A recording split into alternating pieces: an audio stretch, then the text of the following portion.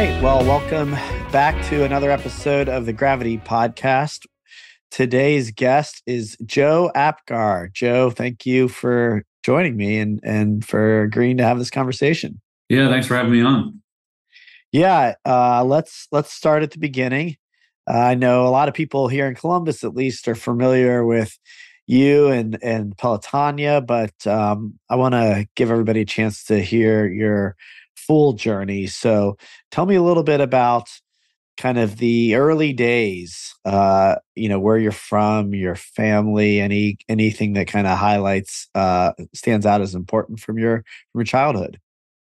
Yeah, so I grew up in Northwest Pennsylvania in a small town called Edinburgh. There's a state university there in the Pennsylvania school system called Edinburgh University. So it's a town of like 2,500 people when school is not in session and 10,000 people when school is in session. So pretty dominated by the school. Really tight-knit community. I grew up with my mom and my dad and my younger sister. She's 2 years younger than I am. Just like super tight-knit community, great group of friends, great group of family friends. So my parents' group of friends, are just lifelong friends still, for both me and my parents. High school sports type of town where everybody goes Friday night lights and watches the football game, and neighborhood barbecues on Saturday and Sunday, and just a really great place to grow up. Away from a big city, but the idea of a community was really strong. Yeah. And tell me, obviously, community ends up playing an important role in your life, probably in a number of ways, which we'll touch on. But tell me a little bit more about kind of you and what your interests were, or kind of what kind of kid you were, sort of what was going on for you early on. Yeah. So, I think one of the most fortunate things was I grew up in a family where my parents didn't try to steer me towards anything, and try to open up any opportunity that they had to give me experiences, and whether it was different sports or activities or creative things. I always gravitated towards sports, and particularly baseball. I loved baseball growing up. Probably had to do with that I was really good at it early on. So I was like the only kid in T-ball that could actually hit home runs. And, when we moved up the coach pitch, I was really good. And so I think that just led to an interest in baseball.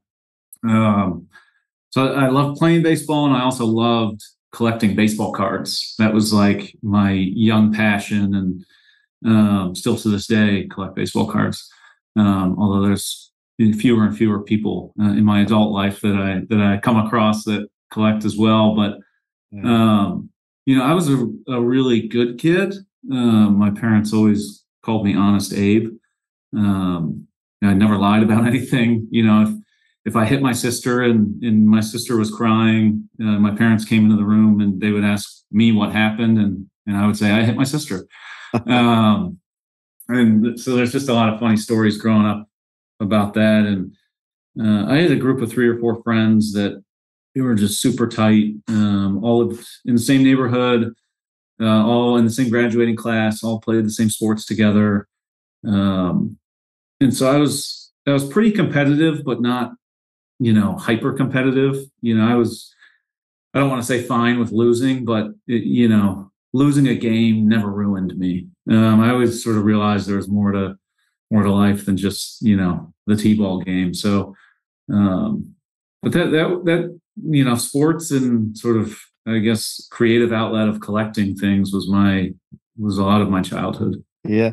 And what do you attribute the Honest Abe piece, even not just the honesty, but, the attitude or mindset, it sounds like you had around sports, competitive and excelling, but not so focused on outcome. I mean, it sounds like you're like a pretty grounded young man. What do you attribute that to?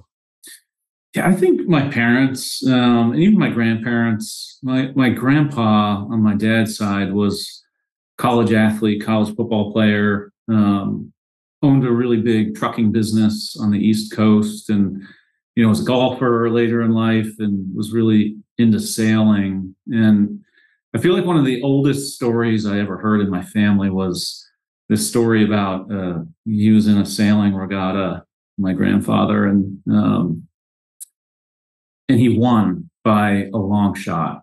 And when they went to do the awards ceremony, he gave the trophy back, and he told the people that he had missed one of the buoys, or he'd hit one of the buoys or something that would have disqualified him, but nobody saw.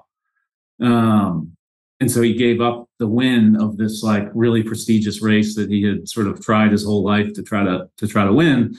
And that's like a very old family story that we had always told. And I always sort of took from it that it was more important to be honest and truthful than it was to capture victory, at the end of the day. And at the end of the day, if you can still enjoy what you're doing, and be happy about it, everything was just always centered on, the question, like from my parents, was always like, are you happy?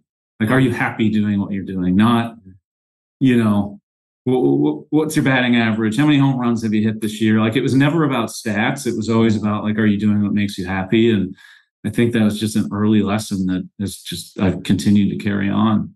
And have you talked to your parents about that? I'm kind of curious, to what extent they were knowledgeable or intentional about focusing on, happiness as opposed to batting average. If that's just who they were, how they were raised, or if there was some sort of intentional pivot to raise their children this way.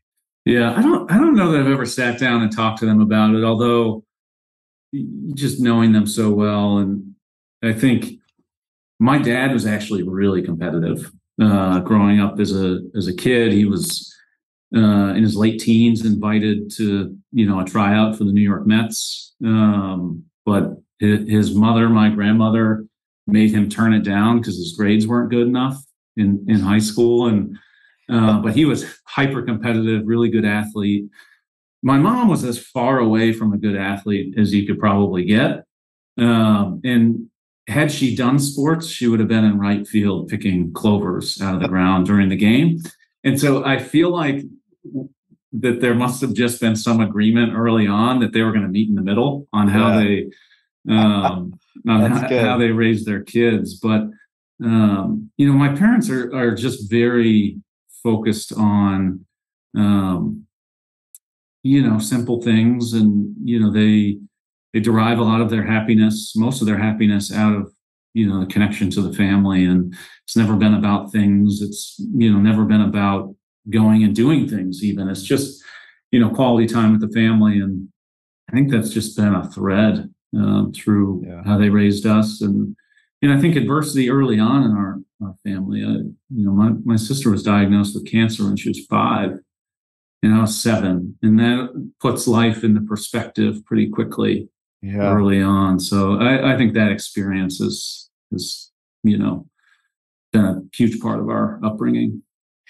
Wow, that's interesting. The cancer becomes a part of your family at a young age. Do you remember, at 7 years old, what was going on and how that impacted your family?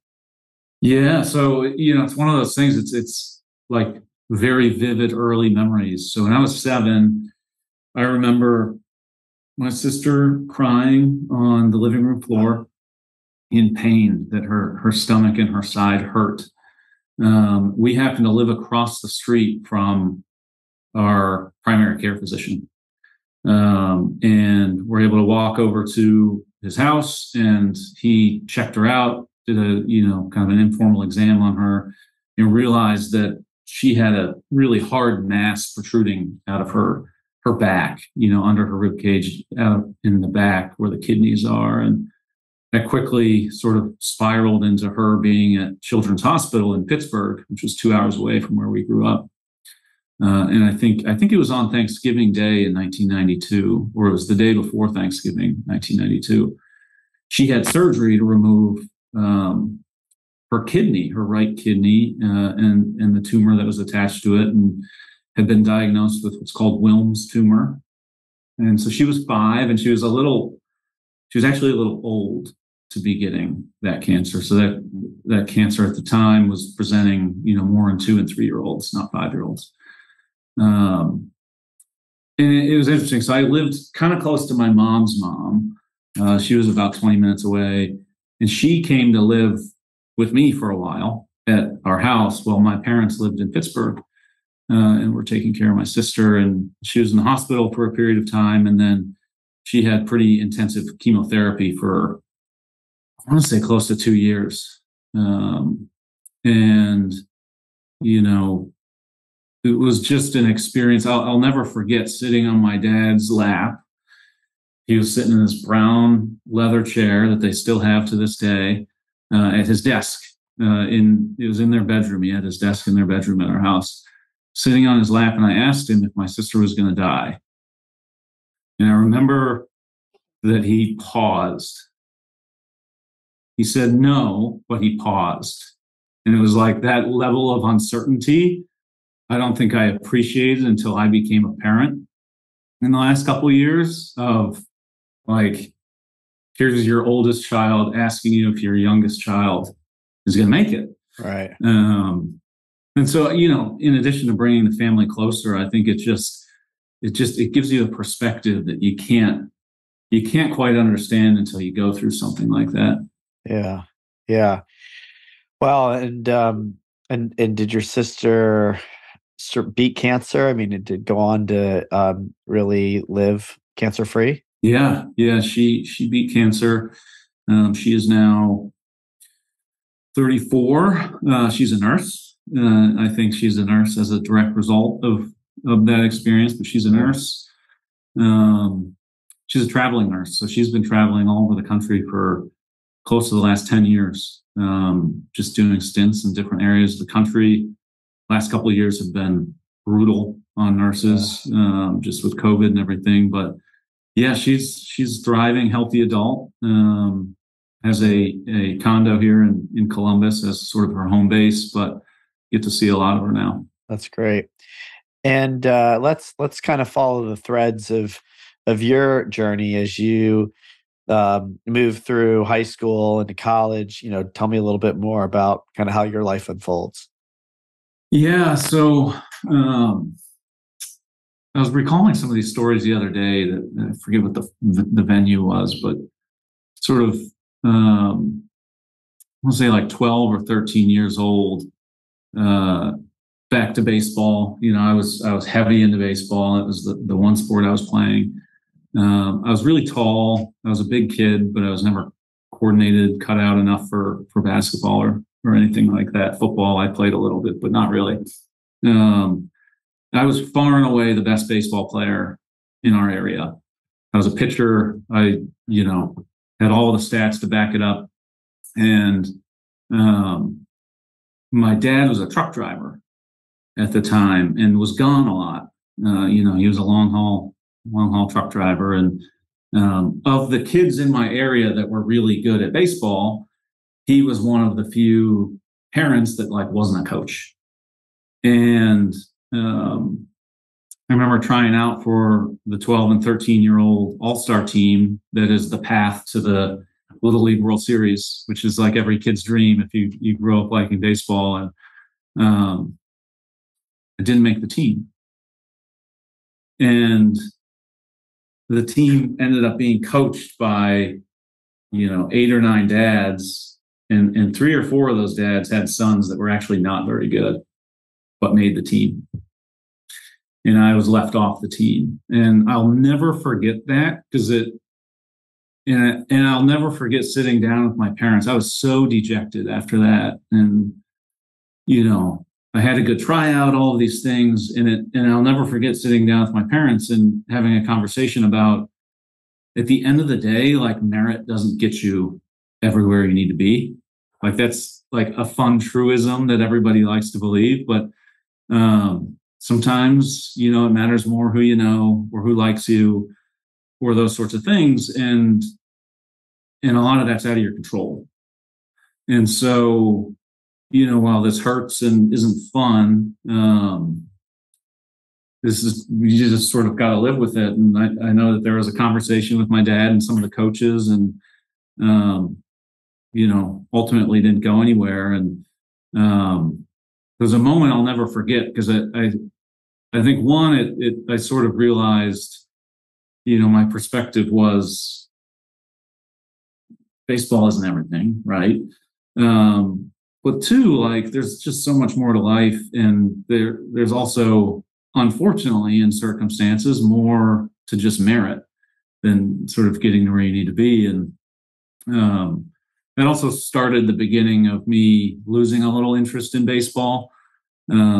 Still played baseball through high school and was still a good baseball player, but my interest level in baseball was not where my ability level was. My ability was much higher than my interest. I actually started swimming. Our school was the only high school in the area that didn't have a pool, but they decided to start a swim team when I was in middle school. So by the time I got to high school, the swim team was like 3 years old. And I had a group of friends that, were going to try out for the swim team. And so I decided to take a summer swim team program leading into high school, and realized I really liked it. And I'm tall, I'm 6'5" now. I was 6'5" my summer after 8th grade. So I was as tall as I am now when I was going into high school. I was tall and I was pretty lean. I was not very muscular, and swimming like clicked over the summer. And so I tried out for our high school swim team. We were renting a pool over at the university that was down the road. And I made the team. Like, I put all this effort in and I made the swim team. Later, I learned that nobody actually got cut from the swim team tryouts because they needed as many people as they could get. But I started to love swimming, and we had a great coach. Her name was Kathy.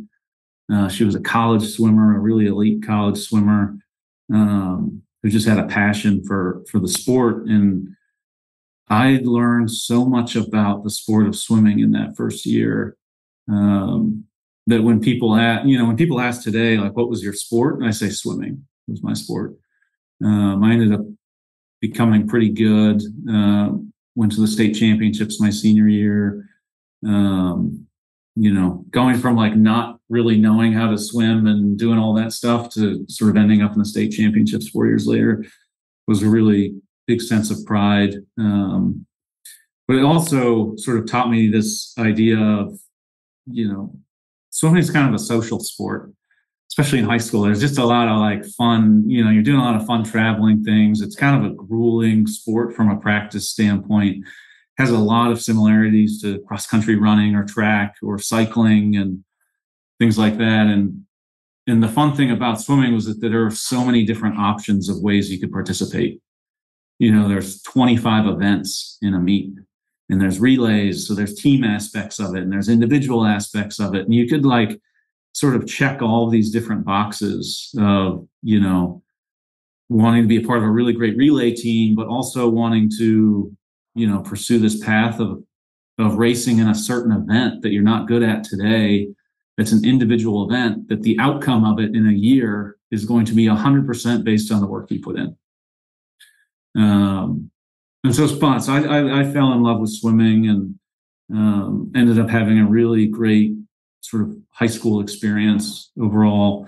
Met a girl my senior year of high school, who became a girlfriend for a while, that was very smart and like was very academic oriented, which helped me focus on academics because I hadn't been that focused on academics until then, which I think led me to getting some really good grades and getting into, Penn State and all of those things, and set me up for what became a really good academic experience in college too. So high school was great. I never look back on high school and have sort of bad memories about those times. It's interesting also what you can learn from sport and team. That's a theme that comes up a lot on the podcast as I've interviewed many people who share that experience. Swimming also, interestingly enough, I had a guy on my podcast, oh, not that long ago, a few months ago, who also referenced swimming in particular, the camaraderie of that sport. And yeah, there's travel, but as you mentioned, I think the grueling work ethic and practice that is a shared experience really seems to be especially bonding in that sport.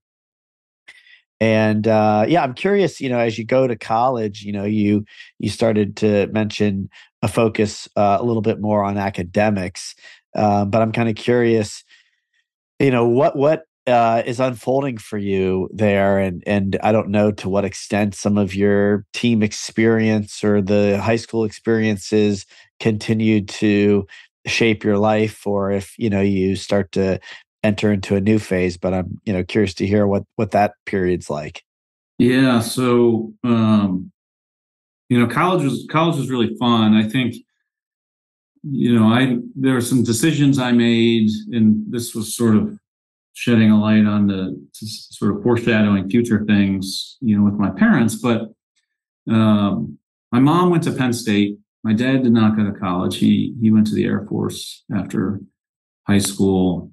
So I grew up watching Penn State football on Saturdays, and Joe Paterno and all those things. And so I knew I wanted to go to Penn State. I got into the Penn State system, but I ended up choosing to go to one of the satellite campuses. So the largest satellite campus was about 30 minutes from where I grew up. It was called Penn State Behrend in Erie, Pennsylvania. And there were a couple of reasons I ended up going there. One was the swimming state championships that I had referenced earlier. Those were at University Park at the big campus of Penn State. And I got to experience that campus, and it was like overwhelming. Being from a really small town like that, just the sheer size of that, and sort of going off on my own and dealing with that. Wasn't sure that that's what I wanted. The satellite campus provided sort of what I thought was a better cushion, and then very much like a 2-year path to then going to the larger campus and finishing my college career. So I ended up going to the satellite campus, and it was like the perfect fit of all things. And I got incredibly lucky one day. So I was in a dorm. It's called Thompson Hall. And right outside my dorm was a sand volleyball court. There was like 4 courts. And I was walking by with one of my high school friends who ended up going to the same campus. So we're walking by, and there's a group of 3 guys needing 2 more people to play. And so there was 8 people on the court, and there was a group of 5 friends already there. And these 3 guys were like, so I'm 6'5", kind of lean, looks pretty athletic. And my other buddy's like 6'2", and he's very athletic, muscular sort of guy. And so these guys were like, hey, do you guys want to play volleyball? We played volleyball for a couple hours and just click with these guys. Those 3 guys end up becoming my college roommates for the final 3 years of school.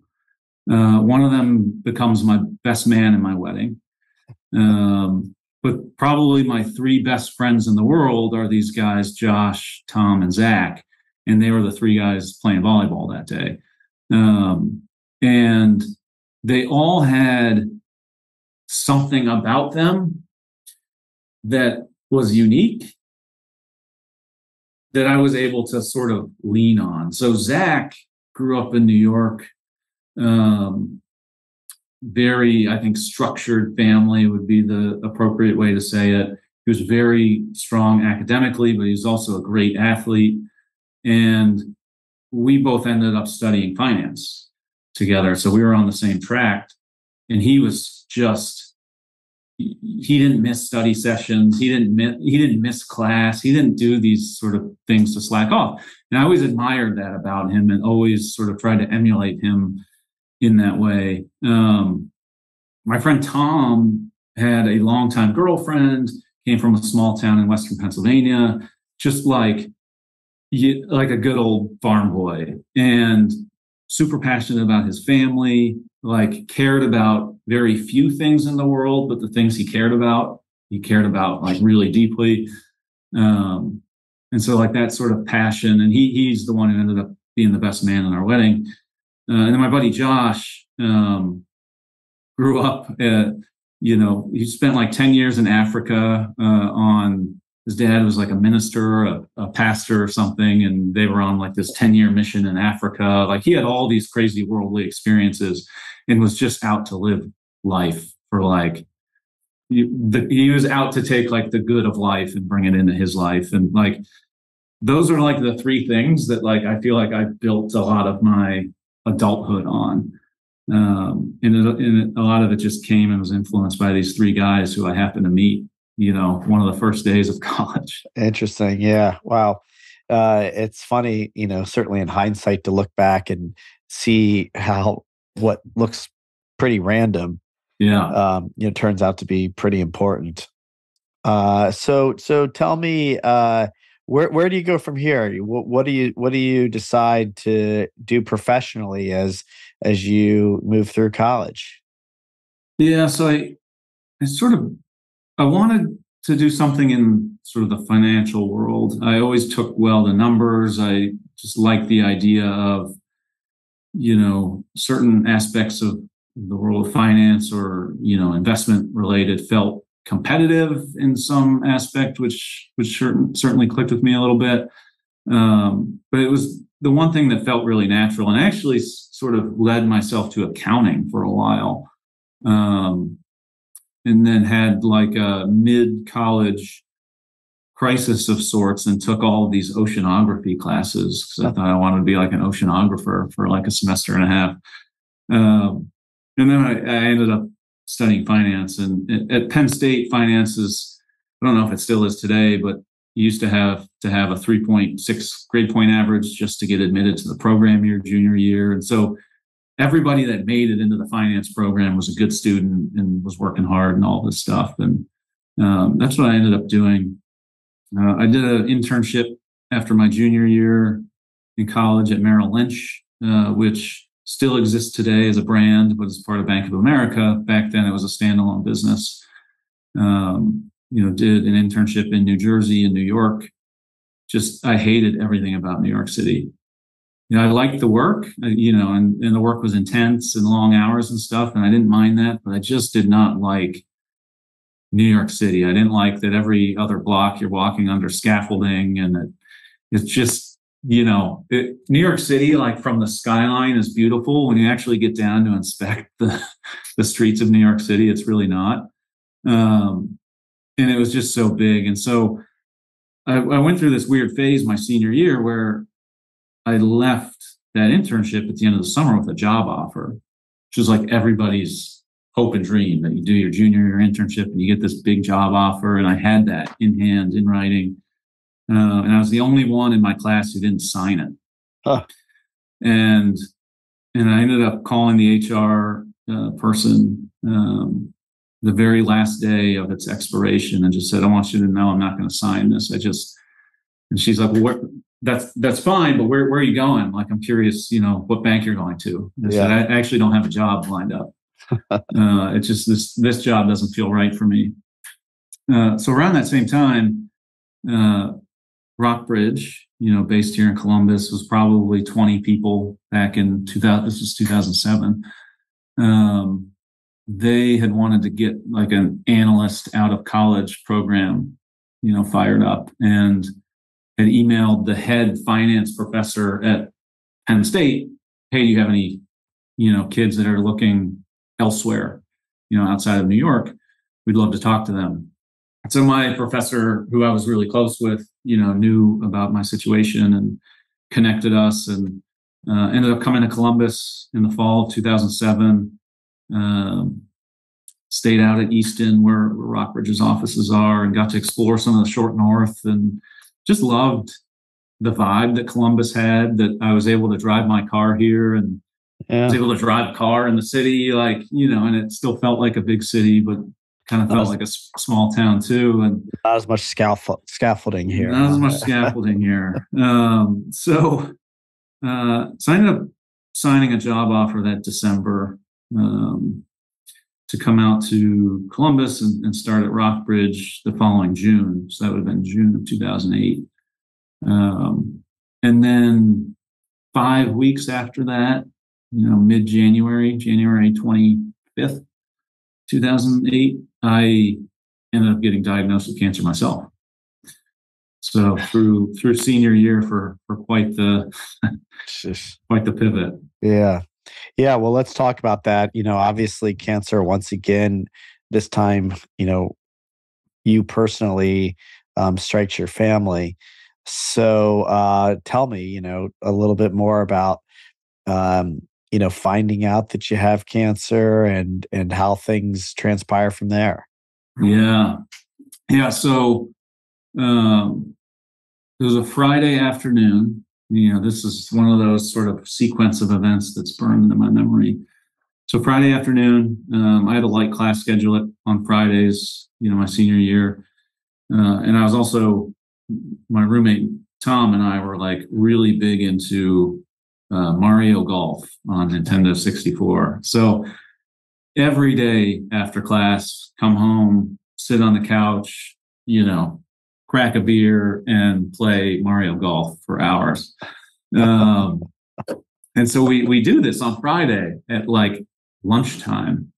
And I tell him, I said, hey, Tom, who was a nursing major, said, hey, I've got this lump on my groin and I don't know what to do about it. And he was like, what do you mean you don't know what to do about it? You need to go. It was called Rittenhour Hall, which was like the nurse's office of the university. He's like, you need to go to Rittenhour right now and get that checked out. You don't mess around with that stuff. And I was like, no, it doesn't hurt. Like, I feel like it's probably fine. Like, I'll just sort of wait and see. And he was like, no, shut the game off. He's like, I'm walking with you. This is a 15-minute walk. He's like, I'm going to walk with you. I'll sit outside. He's like, I don't need to go in with you, but I'll sit outside and wait for you. He's like, but you're going to get it checked out. And so I walk into the office, and it's after a Thursday night of partying on Penn State's campus. And so you walk in, and there's just a bunch of students there that need, who knows, who really knows what they need, but there's just a bunch of young, hungover, college students in there. And there's a woman at a reception desk in the middle of all these people. And she's like, what are you here for? And I was like, well, I don't really want to say in front of all these people. But I feel like I need to get checked out by a doctor. So I go in to the exam room and, I had this lump on my testicle and I undressed, put the little robe on, and this doctor who's a male comes in, we talk about what's going on. He was like, look, there's a number of things this could be. Let me check it out. So he gives me an exam, and I will literally never forget, his eyes changed. And he looked at me and said, would you mind if I go get my resident? I'd like her to experience what this feels like. He hadn't told me what this is yet. And I said, okay, sure. Like, why not? Yeah. In walks, like, now it's exaggerated in my mind, but like the most beautiful woman I've ever seen in my entire life, in her scrubs. And I'll never forget, I was like, look, no offense, but I can't do this. Yeah. Like, this is not happening today. And so he's like, look, you need to go to the emergency room at the hospital.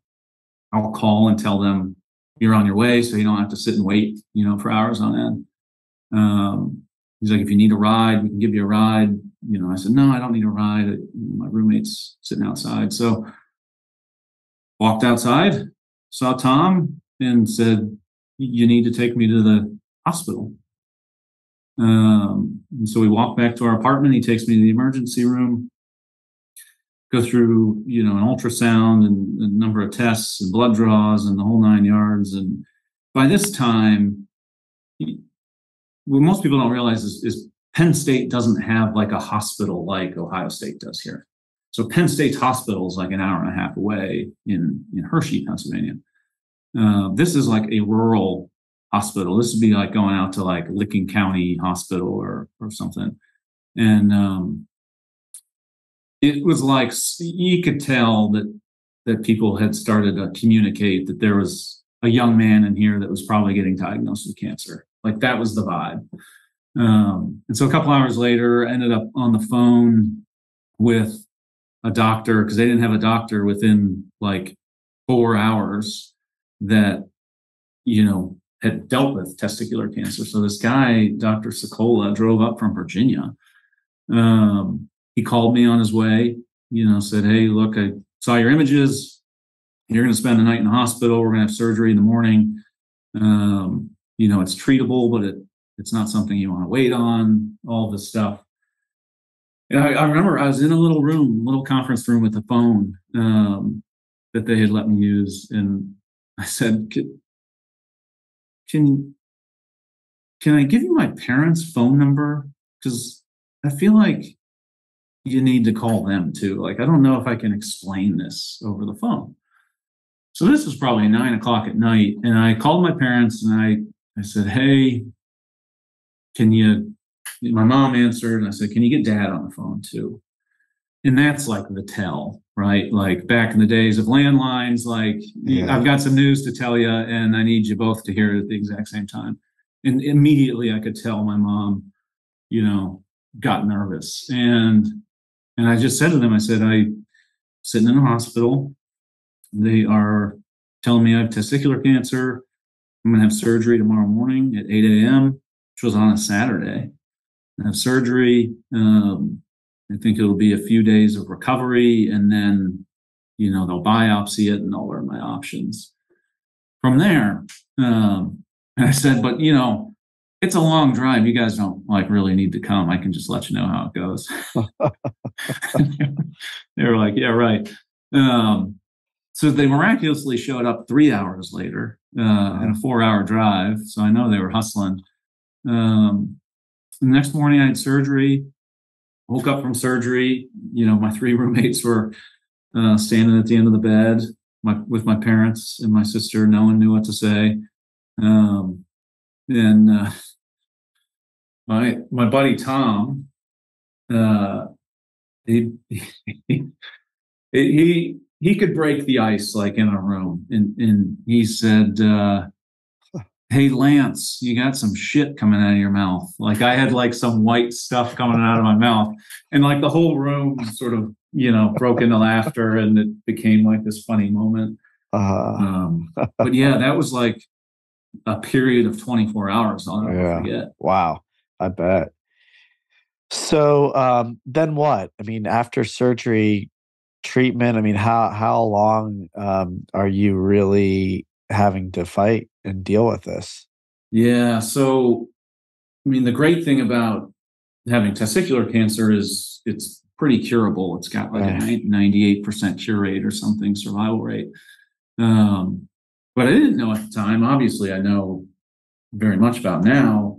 Is there's like 20 different types of testicular cancer, and so it very much matters what type of cancer you have. And so I ended up having what was called stage 2 non-seminoma germ cell cancer. And one of the unique things about that is it has a lot of the same tissue makeup as like an embryo of a child. But as a result, grows fast and can move through your body really fast, and can move through your body in ways that you can't always catch on imaging right away. And so there's a couple paths where, you could do some proactive radiation and might need some chemo. And that is like a very unknown path.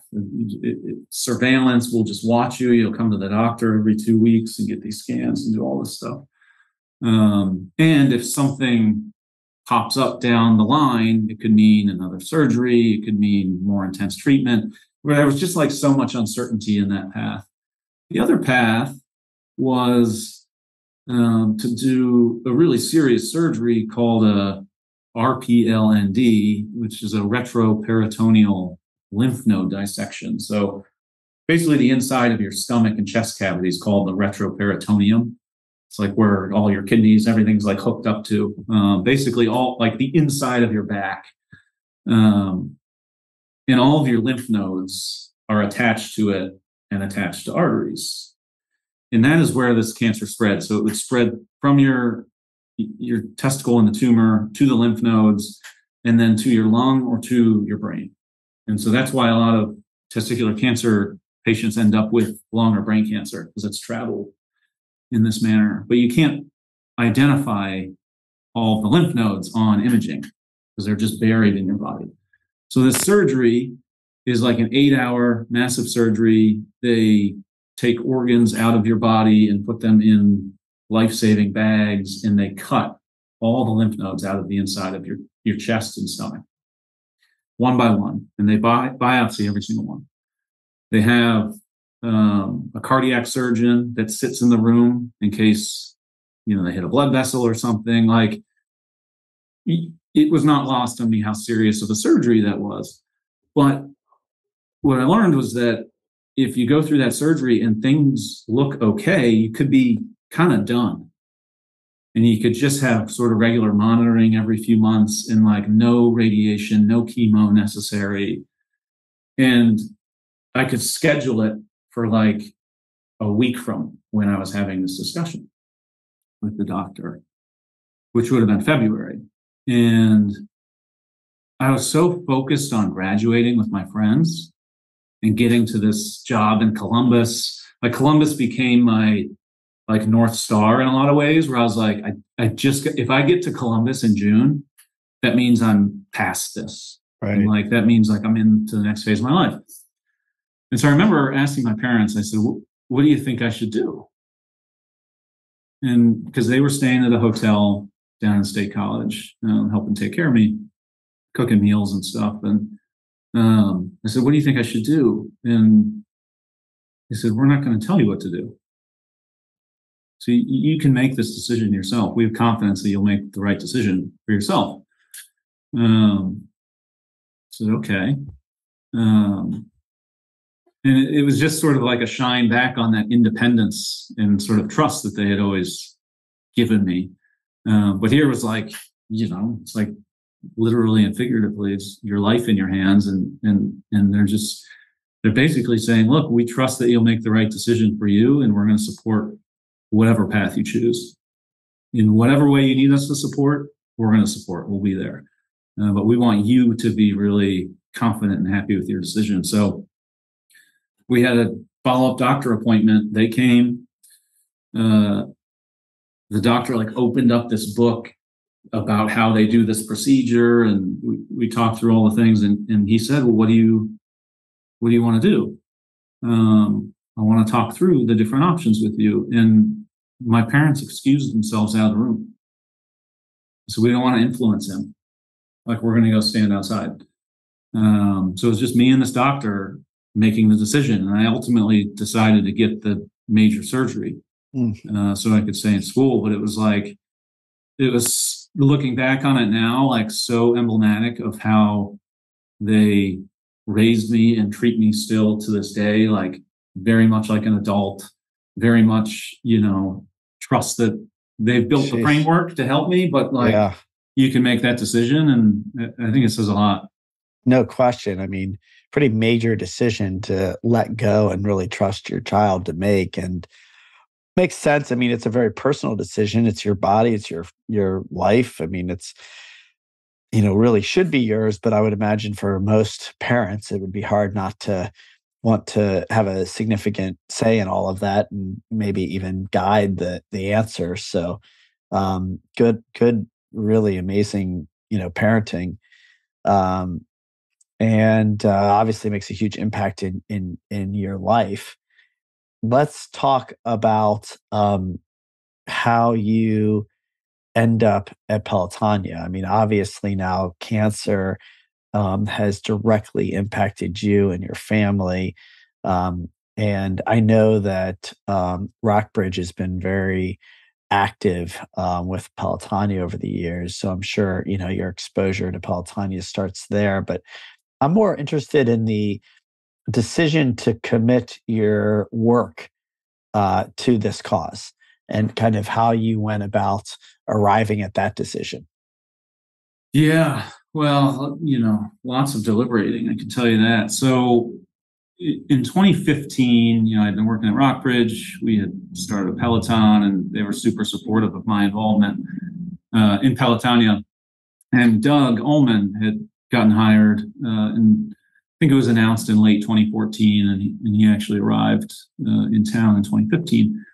And he and I got to know one another, and we had very similar stories about having cancer in college and sort of the way our treatments went. And I think socially got along really well. And so we just developed a really nice relationship. And but I was really liking the work I was doing at Rockbridge, and professionally, I thought I was doing really well and gotten some promotions and doing interesting stuff, and was not looking to go anywhere.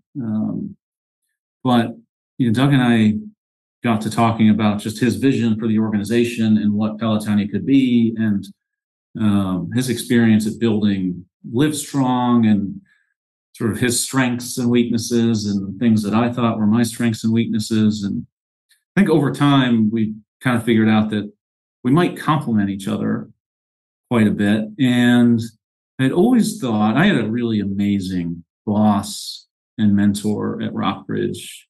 His name was Brett Alexander, and he was my boss, right from the get-go. And almost like a similar relationship to my parents, where I built a lot of trust with him, and he was someone I really admired as a leader. He taught me a lot. But what I took from that experience was you work for people, right? Like, it's nice to work for a company that does all these really nice things, but like at the end of the day, your experience in an organization comes down to the people you work with. And so as Doug and I were having these conversations, it was clear to me that if the opportunity ever came up, I would seriously consider working with Doug, in a formal capacity. And so in early 2016, he presented me with an opportunity to come work at Pelotonia in a kind of a niche, new role, but it's a small team, and get to have my hands on a lot of different things, and would bring a skill set to the team that didn't really exist before, and perspective as another survivor on the team, all these things. And I'd like to say it was like this super easy decision to just, say yes and come join the team. There's a lot of factors that went into it. There's a big pay cut from what I was making. My wife and I were sort of living a really great life, traveling a lot. She was a merchant at Victoria's Secret at the time. And, we knew we had adoption on our horizon as a result of my cancer. Couldn't have biological children, and private adoption's expensive, and taking a pay cut in front of that, like how does that impact our future, and all sorts of things went into it. And I ultimately just decided one day, I think after talking to a few people, that when I look back 20 years from now, I really genuinely felt like I would have regretted not taking the opportunity to work at Pelotonia. Like, that's at the end of the day, that's what it came down to. And it's like, how do you, live your life with as few regrets as possible? And I knew that this could be one of them if I didn't take the opportunity. So I left Rockbridge and joined the team here in June 2016. So 6.5 years ago. And over time, I've been in a bunch of different roles, and fortunate now to be able to co-lead the organization with Doug. And it's been nothing short of amazing, and has blown away my expectations, both from a passion standpoint, but also from a challenge standpoint. It's hard to do the work we do and, overlay that with the understanding that there's people every day coming to our organization and coming into our lives that are getting diagnosed with cancer, just like, I had years before. And, but it's such fun work. The community is full of so many amazing people. And to be able to help deliver the joy that Pelotonia brought me early on in my cancer journey, like to be on the giving part of that and being able to help produce that and see how it makes people feel, there's like no better feeling in the world. Yeah, I imagine. And I think it's interesting because I know, true for Doug also, who is a friend and has been on the podcast, and hearing, his journey. There's something about the lived experience that you've had that perfectly qualifies you to be in the role that you're in. I don't know that it's necessary, but it certainly has to help for Yeah. you to fully understand what it's like to get that diagnosis as a family member and personally, and then to understand the journey that is, the things that you think about, still probably to this day. I mean, the way it's a real specific experience that, for you to now serve that population brings a deeper level of probably compassion and empathy and appreciation, understanding for what it means. Yeah. No, you're spot on. And I think there's a lot of amazing people that could sort of lead an organization like this. And I think, having cancer is not a prerequisite, certainly, but it certainly helps. And I think in the simplest form, until you experience cancer, and whether that's yourself or somebody very close to you, and you realize how helpless of a disease it is, what it's like to sit across the room from a stranger who's in that moment telling you have cancer and changing your life forever. And the feeling of hopelessness, the feeling of, not knowing what to do. And then at the other end of the spectrum, finding an organization like Pelotonia where you feel empowered to be in control and take action against this disease that sort of took so much from you. And I always just felt like Pelotonia is this platform to empower people to take some action, whether that's volunteering, whether that's riding, whether that's donating, showing up and cheering on the weekend, but like this platform to take action against a disease that takes everything from people. Yeah. And makes people feel hopeless. And at the end of the day, if we can approach our work with that understanding, there will be very few organizations that can make the impact we can. Yeah. Well, there's no question that Pelotonia and you, Doug, and the many, many, many others involved have made an enormous impact. And just as we start to wrap up here, maybe you could just, for those that don't know, who might not be from Columbus, you put some numbers or quantify the impact, and then also, give us some insight into where things are headed. I know with the pandemic, a lot shifted, and you guys have pivoted and thrived and appear to be, having a lot of momentum. So, I'd love to hear about what the future looks like as well. Yeah, so a little background on Pelotonia for the listeners who aren't so familiar. The idea was, started in the late 2000s, and our first bike ride was in 2009. And the idea was, could you rally a community of people at the grassroots level to get really involved and advocate for cancer and cancer research and fundraise? Federal funding had been declining for years into cancer research. Cancer research had begun to get more expensive. And there was just these proof points over the years that cancer research is so complex, but that if we can just keep investing in it, like the progress is going to speed up and speed up.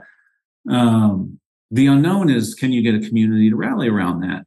A lot of communities have tried, different forms of events over the years, and very few have been successful. And there was one up in Boston, the Pan Mass Challenge, that had been very successful, and Pelotonia was modeled after that. So the first year, 2,200 riders showed up and they raised $4.5 million, blew away everybody's expectations about what this event could be. And fast forward to, this year, we had 6,500 riders. We'll raise north of $20 million again in a single year. We crossed $250 million raised all time. So in 14 years, $250 million have been raised. All of it has gone to cancer research. And now we are starting to see very tangible impact and outcomes from the research that we are directly funding. And one of the best examples of that is we established the Pelotonia Institute for Immuno-Oncology.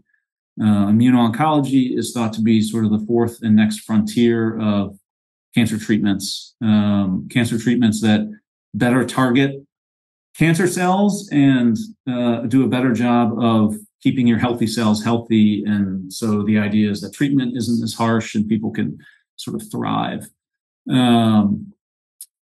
So that was 3 years ago. We established that institute with a $100 million pledge to Ohio State.